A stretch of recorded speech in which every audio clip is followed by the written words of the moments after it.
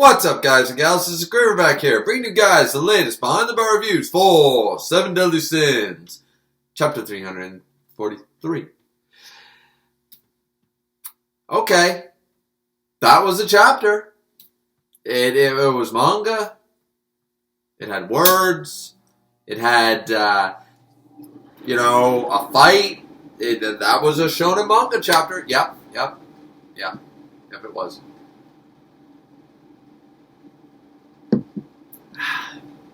Honestly, wasn't nearly as bad as I was expecting.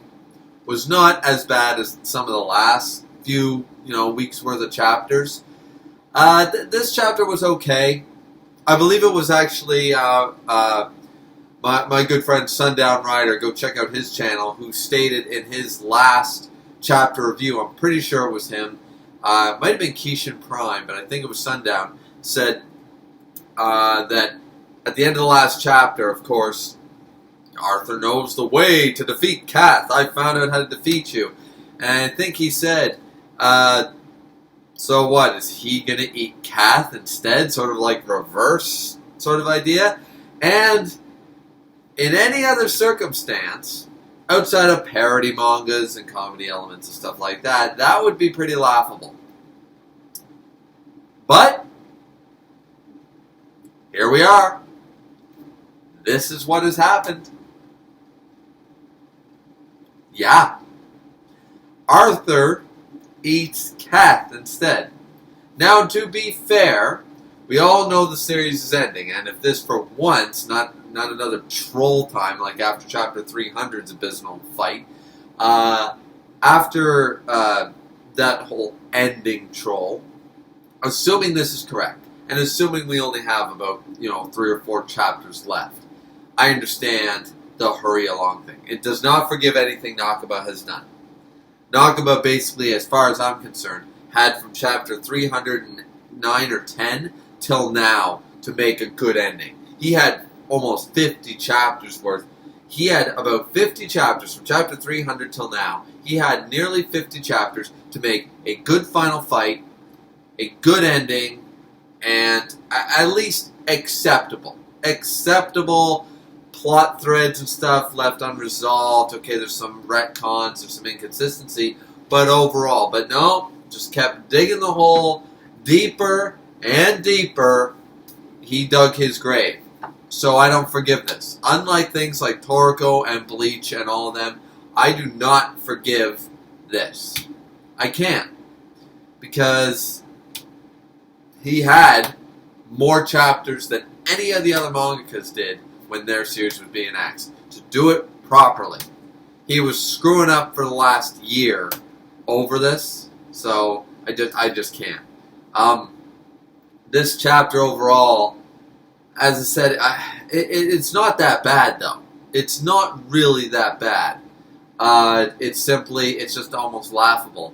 Kath decides to eat Arthur. Arthur turns around and says, I'm going to eat you instead. He's got the majority of chaos. Somehow Arthur figured out how to do that pretty quickly. I am the king of chaos. And other than a speech and the people, like the 7 deadly sins, or the lack thereof of 7 numbers in the 7 deadly sins, Elizabeth does not count. And they decide, okay, well, we're going to wake up now just to watch this happen and be useless. And then Kath is pretty much eaten. Taking back the power of chaos, taking back this, taking back that. And that's the end of Kath. Apparently Kath was there's a speech in between, but, read the chapter, guys. But honestly, where am I supposed to go with this? Do you guys want me to rant about 10 minutes how this is inconsistent as well? The whole, I am a descendant of chaos. Now, wait a minute. That's not what was told to us before. We were told you were reincarnated from greed and wrath and, impulses or something like that. Reincarnated from that. But reincarnated from what? From chaos itself, but chaos is alive, so you can't have a reincarnation. And that person or God, that's an oxymoron in itself, and this series ain't deep enough to pull something like that off. So I call bullshit if that's the case. And, yeah, okay, so apparently Kath is now a descendant of chaos. Okay. And then Merlin has to stick her big fat nose into the mix and basically say something else stupid in regards to Cath's origins and stuff. Not that any of this matters anymore. It doesn't matter. It was a stupid origin. Chaos is a stupid idea. Chaos is worse than Kaguya from Naruto's ending. Chaos is worse than anything Bleach, Toriko, Naruto, One Piece, Beelzebub, Fairy Tail. Chaos is worse than anything Fairy Tail came up with. Chaos is actually worse. Because Chaos came out of nowhere, a whole backstory for the explanation of the world, and that was basically it. And it's like, okay, well, we have this huge entity. What was the purpose of Merlin waking this up? Nobody knows still. Where's the Lady of the Lake? What's she doing? What's her big role in all this? Nobody knows. What is everyone going to do now? Nobody knows. Like, if you're going to try to convince me that this is going to be explained in 3 chapters, in 3 to 4, let's highball it and say there's even 5. There's still 5 more chapters. Let's say we get to chapter 350 even. I don't believe that in the next 7 chapters I will get a good explanation for any of these questions. If I do, it'll be 1, but not all of them. Not even more than 1. And that's the problem with this chapter. All that basically happens here is we know the series is getting axed. Arthur eats Cath instead. They go on this speech. They try to make themselves even sound good. They try to make themselves sound good by Cath being a contradiction. That is chaos. Building an everlasting kingdom. Building this. You can't do it. I want the power of chaos to devour it. I deserve it all. I will be the one to destroy everything and eat everything.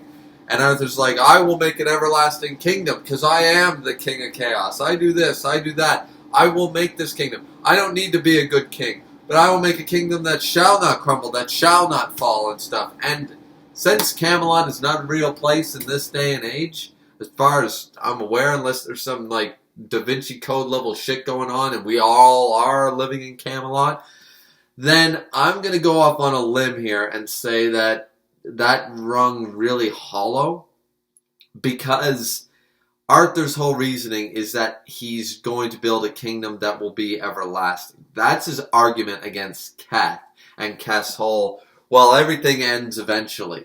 And so why not just let me destroy it all? Because none of it actually matters. Arthur's real rebuttal to this is that he'll build an everlasting kingdom. And, well, I'm looking around and this looks like Canada, not Camelot, so I don't really think he succeeded. So Cath was right in the end? In like some weird morbid sense? I don't know. What do you guys think? I don't know. I just don't think I can get behind anything that's going on in this series anymore. Now, one thing I definitely do need to say is that the art, the visuals, the art for this chapter was pretty nice. That kind of Alice in Wonderland feel with all the teeth and the, yellow brick road sort of thing going on there, the checkered flooring all swerving and stuff like that. I get it. It definitely looks visually appealing. Had this fight extended any further, we would have had some really nice visuals. Even like the third Demon King fight. None of us wanted the third Demon King fight, but you can't deny the visuals for that fight were some of the best art and most stunning visuals we've had in this series. It's just such a shame it's wasted on such a bad plot, right? So I gotta definitely prop up the chapter for that. The art was fine in this chapter. It did nothing wrong as far as I'm concerned. What else happens here? So Cath is about to be eaten and contradicts himself, saying that an everlasting kingdom is an illusion, it's a contradiction, that is chaos, and then everyone's like, he walked right into it. Now, maybe it's just because I've had a couple beer, maybe it's from the long week, but I don't get it.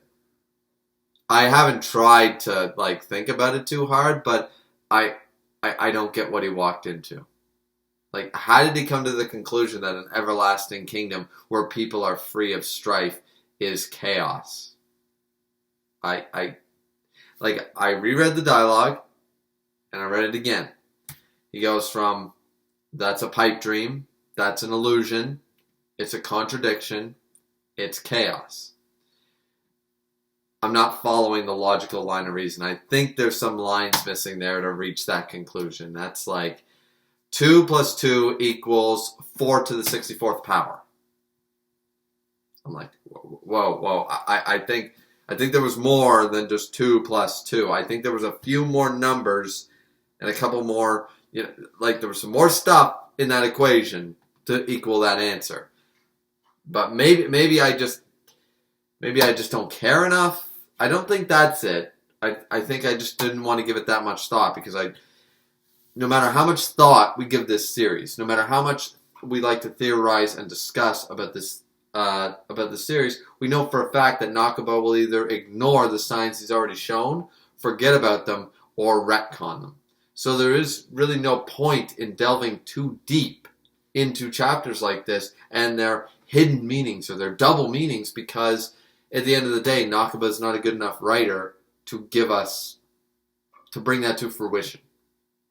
So I think that was just them trying to sound smart, and it didn't. It sounded kind of stupid. But whatever, I guess it's left up to your interpretation. What is a contradiction? What is an everlasting kingdom? What is chaos at its core? And maybe there is some final, if you connect all the dots, you reach one, that is truth from the Father Homunculus of Full Metal Alchemist Brotherhood. Maybe that's it. I don't know. But anyways, so Keth gets eaten. Arthur has chaos back in full 100% form. Basically says, oh, yeah, well, problem solved, guys. Pretty good.